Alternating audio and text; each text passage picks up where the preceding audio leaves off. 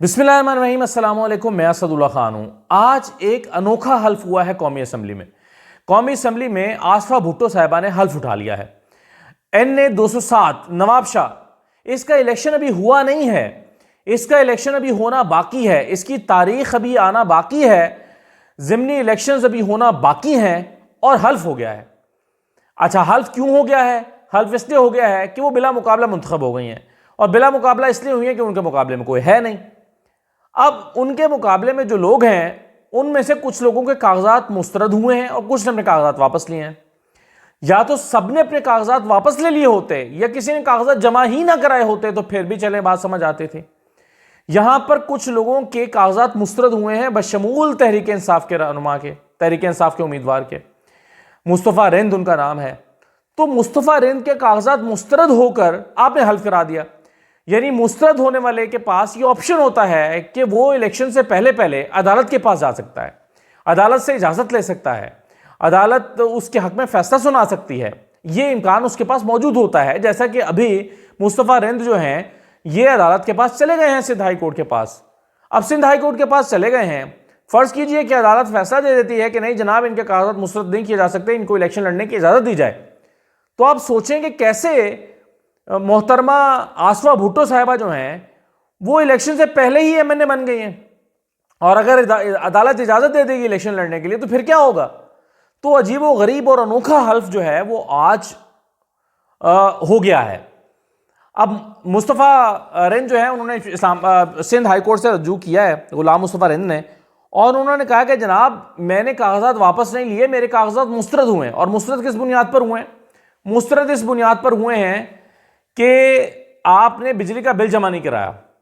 वो कहते हैं कि मेरे गांव में तो बिजली है ही नहीं, और अगर इस एतराज, यानी ये जो एतराज है कि बिल जमा नहीं कराया, इस पर मैं महकमे के पास गया कि मुझे बिल दिया जाए ताकि मैं जमा करा दूं, तो उनको जब वो ये मांगने के लिए गए तो उनको गिरफ्तार कर लिया गया, और बंदे को गिरफ्तार करके उसके कागजात धक्के से मुस्तरद करके बिला मुकाबला इलेक्शन करा के आज कौमी असम्बली का हल्फ भी हो गया आसफा भुट्टो जरदारी साहबा का। ये है उनके इलेक्शन, उनकी सियासत की शुरुआत, यहां से उनकी सियासत शुरू हो रही है। मैं फिर हवाला दूंगा, पहले भी कह चुका हूं, 1977 का इलेक्शन याद आता है, 1977, जब भुट्टो साहब के मुखालिफ उम्मीदवार जमात इस्लामी के उम्मीदवार को भी उस वक्त भी शायद उन्होंने जीतना नहीं था, भुट्टो साहब ने जीतना था, लेकिन इसके बावजूद सिर्फ बिला मुकाबला मुंतखब होने के लिए, ख्वाहिश थी कि बिला मुकाबला होना है, बिला मुकाबला मुंतखब होने के लिए उस उम्मीदवार को जिसका ताल्लुक जमात इस्लामी था उसको 3 दिन के लिए गायब करा दिया गया गिरफ्तारी के नाम पर, और गिरफ्तारी भी गैर कानूनी गिरफ्तारी। वो शख्स गायब हुआ, इलेक्शन हो गया, भुट्टो साहब बिला मुकाबला मुंतखब हो गए। बिला मुकाबला मुंतखब होने की ख्वाहिश भुट्टो खानदान में भुट्टो साहब से चली आ रही है, और आज जो है वो आज भी आसफा भुट्टो को बिला मुकाबला मुंतखब करा के कौमी असम्बली का हल्फ भी करा दिया। इतनी जल्दी थी कि कौमी असम्बली का हल्फ भी हो गया। अब मेरा फिर वही सवाल है कि अगर गुलाम मुस्तफ़ा रिंद को अदालत इजाज़त दे देती है इलेक्शन लड़ने की तो क्या होगा? ये हल्फ का लदम हो जाएगा जो आज हुआ है। भाई इलेक्शन, ज़मीनी इलेक्शन की डेट तो गुजर लेने देते, उसके बाद आप करा देते हल्फ, इसमें क्या हर्ज था? लेकिन बिला मुकाबला मुंतखब कराने का शौक जो है वो देखें ना जाने क्या क्या करा रहा है। और उस पर पीपल्स पार्टी आज कह रहे थे, कायरा साहब कह रहे थे कि एक तो 77 के मामले से इसको रिलेट नहीं करना चाहिए, दूसरा ये है कि आसफा भुट्टो ने तो वैसे भी जीत ही जाना था, और तीसरा ये है कि गुलाम मुस्तफ़ा रिंद चले गए अदालत के पास, ठीक है अदालत उनके हक में फैसला कर दे तो कर दे। तो ये है रवैया एक जमहूरी जमात का, जो अपने आप को सबसे बड़ी जमहूरी सियासी जमात कहती है, और बड़ी बड़ी बातें इनके लोग करते हैं। लेकिन हाल ये है कि एक शख्स के कागजात ज़बरदस्ती मुस्तरद करा के इलेक्शन से कई दिन पहले ही, इलेक्शन के इनेकाद से कई दिन पहले ही कौमी असम्बली का हल्फ भी करा दिया।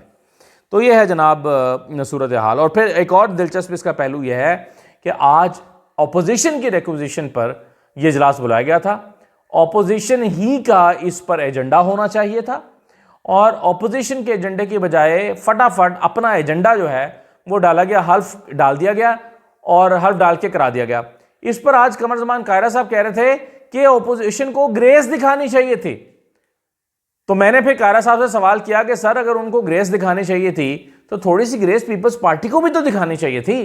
पीपल्स पार्टी भी ये कर लेती कि भाई इलेक्शन होने देती, मुखालिफ उम्मीदवारों को इलेक्शन लड़ने देती, थोड़ी सी ग्रेस तो वो दिखाते।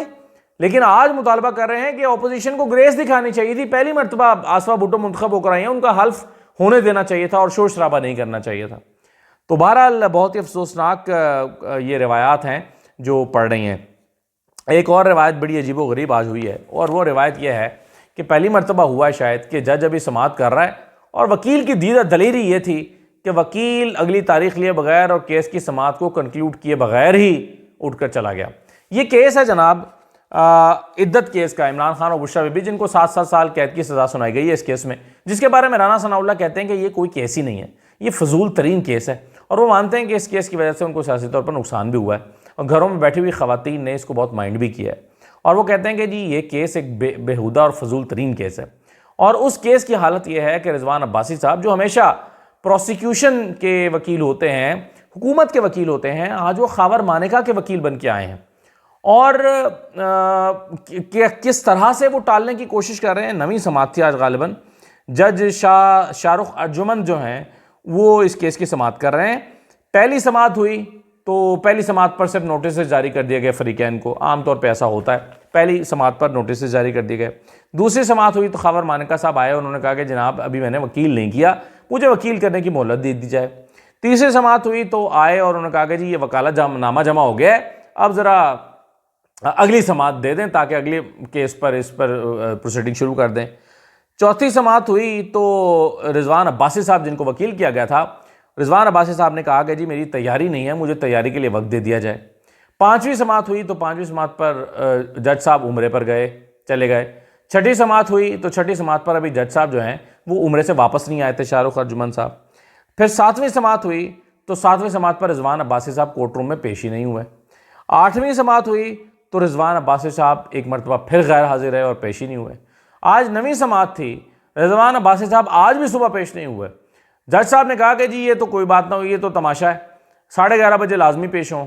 फिर उनका मुआविन आ गया, जैसे सुबह आया था, मुआविन ने आके कहा कि जनाब वो तो सुप्रीम कोर्ट में बिजी हैं, फिर वक्त दे दिया गया 1 बजे का।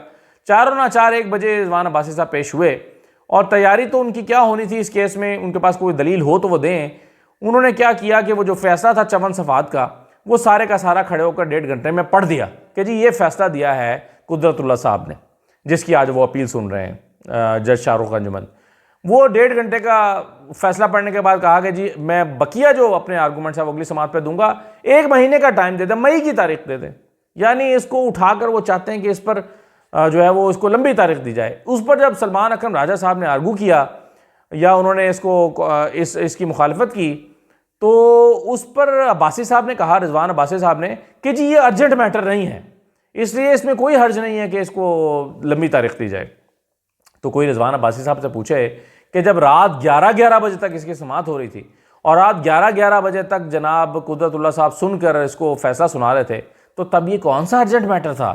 आज ये अर्जेंट मैटर नहीं है तो इसकी अपील कहते हैं कि जी महीना ना सुने और अब्बासी साहब जो हैं वो तशरीफ़ नहीं लाते।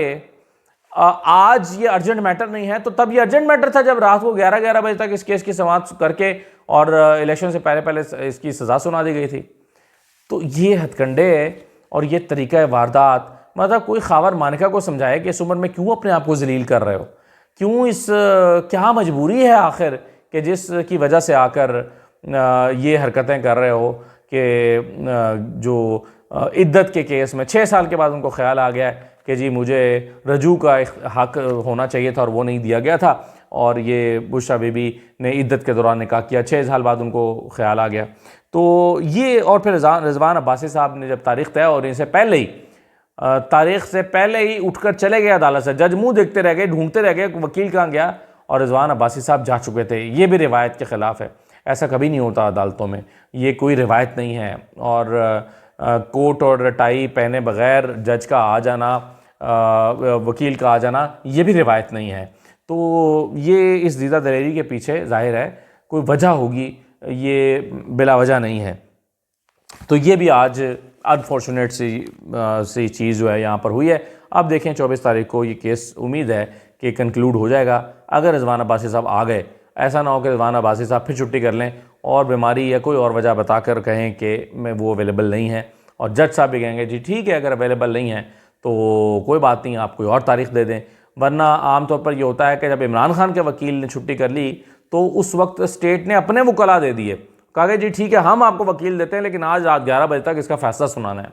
जब ख्वाजा हारिस साहब नहीं आ सके थे वक्त पर इसी तरह, तो उस वक्त हुमायूं दिलावर ने उसी दिन 12 बजे, हालांकि वो पहुंच भी गए थे लेकिन फिर भी उन्होंने फैसला सुने बगैर सुना दिया था। तो ये दोहरा रवैया है हमारे इंसाफ के इदारों का, तभी तो इंसाफ का पाकिस्तान में ये हाल है जो इस वक्त हम देख रहे हैं। अच्छा जनाब, एक बड़ा हुकूमती इत्तेहादी है एम क्यू एम ने शहबाज शरीफ साहब से मुतालबा किया है कि जनाब इंटरवीन करें और विफाक ज़िम्मेदारी अदा करे, विफाक मुआवनत करे और विफाक इंटरवीन करे सिंध के मामलात में और अमन व अमान कायम करे। हम लाशें उठा उठा के थक गए। ये एम ने मुतालबा किया है। एम इत्तेहादी है हुकूमत की, और पीपल्स पार्टी उससे बड़ी इत्तेहादी है क्योंकि पीपल्स पार्टी के वोटों की वजह से तो ये हुकूमत बनी है। हालांकि एम के वोट अगर आप निकाल भी दें तो पीपल्स पार्टी के वोट हैं बुनियादी तौर पर, जिसकी वजह से ये हुकूमत मार्ज़ वजूद में आई है। तो अब सूरत हाल ये है कि एम नून लीग से कह रही है, अपनी ही इत्तेहादी से कह रही है कि आप यहाँ पर मुआवनत करें, इंटरवीन करें। लेकिन इस पर पीपल्स पार्टी ने खासे सख्त रद्दअमल का इजहार किया है और पीपल्स पार्टी ने इस पर एम को खरी खरी सुनाई है और कहा है कि जनाब आपको अपना दौर भूल गया है, अपना याद नहीं है, आपकी वजह से तो ये सब कुछ हुआ है और आपकी वजह से तो ये कल्चर आया है। और जब ऑपरेशन होता है तो सबसे ज़्यादा चीखें भी आप ही की निकलती हैं, नासिर हुसैन शाह साहब ने ये कहा। लेकिन इसमें मुश्किल ये है शहबाज शरीफ के लिए कि एक तरफ उनका एक छोटा इत्तेहादी है, दूसरी तरफ उनका बड़ा इत्तेहादी है। अब शहबाज शरीफ ना एम को नाराज़ कर सकते हैं, ना पीपल्स पार्टी को नाराज़ कर सकते हैं। तो इत्तेहादी हुकूमत में फिर यही मसाइल होते हैं। ये हवाई फायरिंग, मुँह की हवाई फायरिंग जो है, बयानात की हवाई फायरिंग, शायद ये चलती रहेगी, लेकिन इसमें से होना हमारा कुछ नहीं है। पीपल्स पार्टी जो 2008 से मुसलसल इक़्तिदार में है, मुसलसल हुकूमत में बैठी है, पीपल्स पार्टी की ये हुकूमत जो है ये अवाम को ना कच्चे के डाकुओं से जान छुड़ा सकी है, ना कराची के डकैतों से जान छुड़ा सकी है, ना राहज़नी की वारदातों से जान छुड़ा सकी है। लेकिन वो बैठे हैं और कह रहे हैं कि जी कब्र में बैठा भुट्टो जो है वो आज भी हुकूमतें बनाता और गिराता है। कब्र में बैठा भुट्टो आज भी 2 सूबों में हुकूमतें बना दी हैं उसने, और सदर आसिफ जरदारी को भी दूसरी मरतबा सदर बना दिया। तो इस पर वो बड़े नाज़ा हैं, बड़े खुश हैं। उन्हें क्या लगे कराची की में वारदातों के, एक फ़ोन के, एक मोबाइल फ़ोन के एवज़ इंसान की जान चली जाती है। मोबाइल फ़ोन कितने का होता है? 30, 40, 50 हज़ार का, 60, 70 हज़ार का, कितने का फ़ोन होता है? उसके लिए एक जान जिसकी कोई कीमत ही नहीं है, वो जान चली जाती है एक फ़ोन के लिए। लेकिन क्या फ़र्क पड़ता है, वो जान कोई हुकूमत की जान, हुकूमती शख्सियात की जान थोड़ा ही है, और वो किसी वज़ीर की औलाद की जान थोड़ा ही है। तो ये बेहिसी का आलम है जो हम देख रहे हैं। आज बड़ा शोर मचा रहा है जनाब कि जी रोटी हो गई है 16 रुपये की, 4 रुपये रोटी सस्ती कर दी। और उस्मा बुखारी साहबा के बकौल ये जो रोटी है इसके 4 रुपये कम करने के पीछे पूरी रिसर्च है। अब ये किस किस्म की रिसर्च है ये तो मुझे पता नहीं है, लेकिन बहरहाल रिसर्च है जिसके नतीजे में 4 रुपये रोटी सस्ती की गई है, लेकिन वो हुई नहीं है। एक तो नान भाइयों ने इनकार कर दिया, वो कहते जनाब नहीं करते, जाओ जो करना कर लो, हम 16 रुपये की रोटी अफोर्ड ही नहीं करते। दूसरा आसिफ कमानी साहब ने ट्वीट किया, उन्होंने कहा जी मैंने अभी रोटियां लेने भेजा, बंदे को 20 रुपये की रोटी लेकर आया।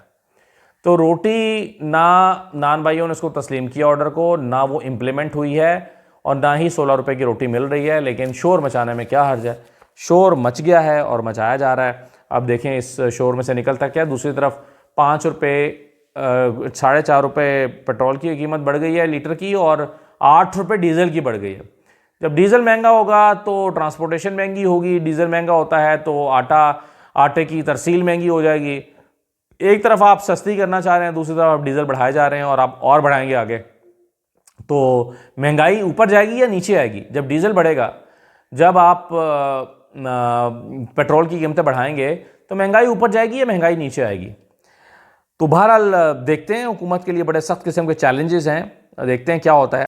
एक चीज़ को मैं ज़रूर मुस्बत अंदाज में देख रहा हूँ और वो है कि आज जो 100 रुकनी वफ़द आया है पाकिस्तान सऊदी अरब का, और कुछ दिन पहले आप प्राइम मिनिस्टर गए थे वहाँ सऊदी अरब में, और उनकी प्रिंस मोहम्मद बिन सलमान से मुलाकात हुई थी, SIFC और जो इन्वेस्टमेंट है उसकी बात हुई थी। तो आज 100 रुकनी जो वफ़द आया है, अगर ये वक्त वाकई पाकिस्तान में इन्वेस्टमेंट के लिए और पाकिस्तान के में इन्वेस्टमेंट करने की ख्वाहिश को लेकर और अमली तौर पर इसके लिए कोई इक़दाम उठता है तो इससे यकीनन पाकिस्तान को फ़ायदा होगा, पाकिस्तान की मुआशी मुश्किलात कम हो सकती हैं। अगर वाकई ये जो वफ्द है ये पाकिस्तान में सरमायाकारी के लिए एक संजीदा इक़दाम उठाने के लिए और अमली कदम उठाने के लिए आया है तो मैं समझता हूँ कि इसको सपोर्ट करना चाहिए, इसको अप्रिशिएट करना चाहिए। पाकिस्तान के फ़ायदे की कोई भी चीज़ हो उसको ज़रूर सराहा जाना चाहिए। तो मैं उम्मीद करता हूँ कि ये जो वफ्द है, सऊदी अरब का जो वफ्द आया है, ये पाकिस्तान के मुआशी मुश्किलात को हल करने में अपना और पाकिस्तान के अंदर इन्वेस्टमेंट लाने में अपना किरदार अदा कर सकता है। इजाज़त दीजिए, अल्लाह हाफ़िज़।